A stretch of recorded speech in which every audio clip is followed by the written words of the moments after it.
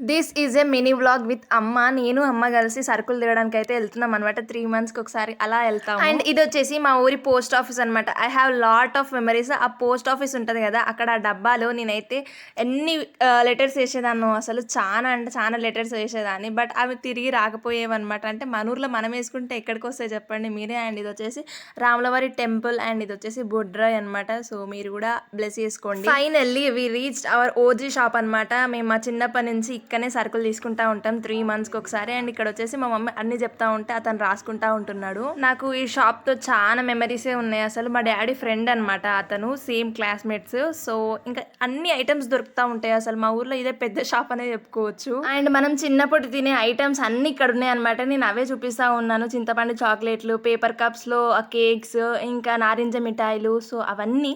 And ఇవి వచ్చేసి mummy తీసుకునే సామాన్లు అనమాట. ఇంకా అట్లనే మా ఊర్లో అంగడి ఉంటుండే, సంత కదా, సో అక్కడికైతే వెళ్ళి కూరగాయలు కూడా తీసుకొని వచ్చినుండే. So this is the mini blog about our సరుకులు అండ్ మినీ బ్లాగ్ విత్ అమ్మ అనమాట. అండ్ కమిషన్ కూడా ఇచ్చినుండే, స్మూత్ గా ఇచ్చిండే. ఇంకేమైనా తీసుకుంటా